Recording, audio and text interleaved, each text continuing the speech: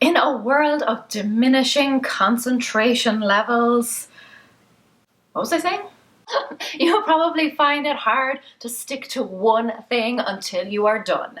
You start something and then you get distracted, you get derailed, and then you're left with a ton of unfinished projects. And it takes you 10 times as long to do anything. So I am sharing my secrets for how I stay focused so that I can see a job through to completion. Let's go. Hi guys, it's Laura from How to Get Your Shit Together, and I help busy people like you streamline and simplify their schedules and homes so that you can get back to the basics of being happy. And distractions are not part of that plan, but they are everywhere. It's chatty colleagues, it's phone calls, social media notifications, rumbling tummies. That last one might just be me, but it is coming into winter now and my body wants to eat all the things. It needs extra energy and fat stores to keep me warm. But anyway, in a world that is always on, how can you switch off all of that noise so that you can really center yourself and zone in on what it is that you want to do? How can you make consistent progress on something without succumbing to squirrel syndrome?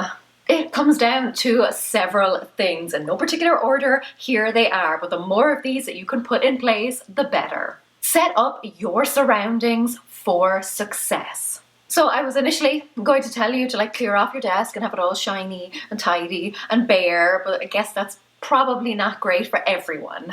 You will know what works best for you. Personally, I prefer a pretty bare desk because otherwise I get distracted by other things that I want to do, but you may find that having certain things around you helps spark your creativity. If you're not sure which one is for you, it may help to ask whether you are an introvert or an extrovert. As an introvert, I find a lot of stimuli can be very overwhelming and exhausting because my brain is constantly trying to, read and analyze things. But as an extrovert, if that's what you are, you may find that you feed off all of that energy and stimulation. If so, and you don't work in a kind of busy office environment or retail environment or something like that, consider going to a library or a coffee shop, or even if you can't go somewhere like that, even if you are pretty isolated, then maybe some background noise might help, or hanging up some pictures of your family or your friends. Now, even though I do prefer to have a reasonably bare desk, I also like to be able to see outside, so I sit in front of a window. I like that connection with nature. I like all of that natural light coming in. I find it very calming and soothing. You may find it distracting. Just find a physical space that is conducive to you getting work done. I also keep a sign in my window that says, "Do it anyways," right in front of me, and a bracelet that my best friend bought me that says, "Laura, keep fucking going," on the inside. So when I feel my brain is starting to wander, I'm starting to get tired, I'm thinking about giving up, I look at those and I keep fucking going. So make sure that all the things around you are helping and not hindering your workflow. Now, there are some things that you should have around you, and those are all the things that you will need to complete the job. You will be so frustrated and very easily derailed if you sit down to do something, you're really in the zone, and then you realize that you've forgotten something and you have to go get it. What it does is it takes you out of your space, it takes you out of the zone, you will probably be annoyed, and you will most likely get distracted by something while you're on your travels trying to find the thing. Gather everything together beforehand so that you do not need to move for anything. This can also include snacks and a drink. Now, I try not to keep lots of snacks around me on my desk because, as I mentioned, I would just end up endlessly and mindlessly eating them. But you may need them to keep your energy levels up, particularly if it's going to be a really long work session. But try and eat something nutritious and filling beforehand and get it done. And I would definitely recommend water or some other form of hydration too. Also, go to the bathroom before you sit down for a work session to give yourself the best and longest chance possible to stay sitting. Now, something else that is individual to each person is noise. Personally, I need things pretty quiet to be able to concentrate, but my husband, however, needs background noise. That's why, even though we had a joint home office at our home back in Dublin, I ended up working at the kitchen table for the sake of my sanity. Figure out what works best for you, whether it is complete silence or maybe it's the soothing sounds of the tropical rainforest, and then run with it.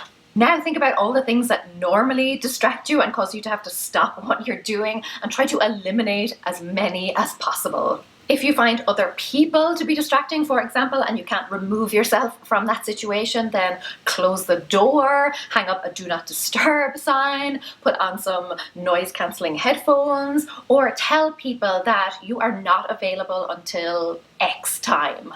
The until X time is particularly handy if you have kids. My daughter would interrupt me all day long. Hello, you're all dressed and everything. Yeah? I'm going to go to school now. Do you? I'm just going to finish recording this, okay? How are you feeling? Good. Good? You sure? I'm going to go brush your hair. But if I specifically tell her, you know, that at such and such a time, or when this timer goes off, or when you're finished watching that cartoon, then you can show me all your drawings and ask all your million questions. And she finds that so much easier to deal with because she knows her time will come. Bye-bye. Love you. Love you too. Bye. Bye. Bye. But do whatever you need to do to minimize disturbances. Now, if you know that there is something that you need to do and you know that you won't be able to stop thinking about it and worrying about it, and it's only going to take you a minute or two, then go ahead and do that first. When I first moved out of home, if I didn't text my mother several times a day, she would think that I was dead in a ditch. So before I went out shopping or to the cinema or anywhere where I was going to be kind of like incommunicado for a few hours, I would text her beforehand, and that way neither of us had to worry about it. And go ahead and check the oven. Make sure the back door is locked and that you have switched off your hair straightener, that you haven't left your kid home alone while you jet off to Paris for a week. Do all of that stuff now so that you don't have to fret about it. Now, another big disturbance is your phone. What I used to do is just put it on silent and then put it face down on the desk beside me, and that way I couldn't see or hear messages or notifications coming through. But several recent studies have actually shown that just being able to see your phone itself can cause massive drops in concentration. And that makes sense to me because you're probably constantly wondering if you have a message and if you have an email, and you could just quickly check. So the best thing to do here is to get it out of the room, get it away from you, like be gone, foul time and soul-sucking demon. Okay, the next one is a really tough one for me because I am one of those 11 bajillion open browser tabs type of people. So I'm not going to sit here and tell you to close everything down, but what I do is I mute my laptop, I switch off any like pop-up notifications, and I maximize the window of whatever I am working on. That way everything else is blocked out, so even if an email or something does come through, I can't see or hear it. I also set a timer. So remember earlier when I said that it can be easier for people to leave you alone if they know that there is a specific time that they can come to you? The same is true for you. You will work so much better if you know that there is a break coming. If you just sit down to work with like no end in sight, then every minute is going to feel like an hour. You are going to constantly be checking the clock and wondering what time it is. And did that second hand just move backwards? And surely it must be lunchtime now, when really it's still 10:30 in the morning. And knowing that you have that definite break coming up will put your mind at ease, and you can just work away in the meantime. Now, no matter how perfect your environment is or how far away your phone is, no matter how much you isolate yourself from other external distractions, the fact of the matter is you still have a brain that is going to want to remind you of lots of random, obscure things and bring up that mortifying incident that happened 20 years ago and try to tell you that every other task, bar the one that you are currently working on, is suddenly of prime urgency and importance and needs to be done right now, or Aunt Sally will never speak to you again. It's okay, I've got this one covered. Keep a notebook beside you. For every random thought or task or worry that pops into your head, jot it down and just keep on going. When you are focusing on one thing, your brain starts to worry that you're going to forget all these other things, so it panics, starts flinging them at you, like leaving the oven on.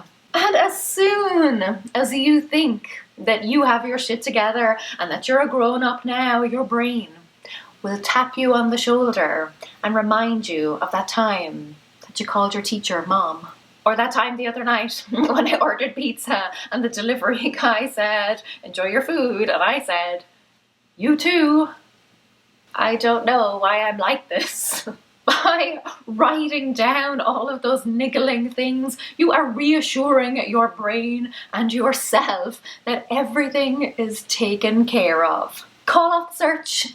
Tell the sniffer dogs to step it down. Tell Detective Brain it can take a day off because you have got this under control. You haven't lost or forgotten or misplaced anything. You have simply purposefully and temporarily set it aside. There are lots of other things you can do, like hacking your to-do list and small daily habits that are going to make a big difference to your productivity levels. So click on this playlist to make sure that what you are doing is the most effective use of your time. And until then, gur hef míle maith agaibh, agus feici mé sibh go luath. Slán. You too. Ugh.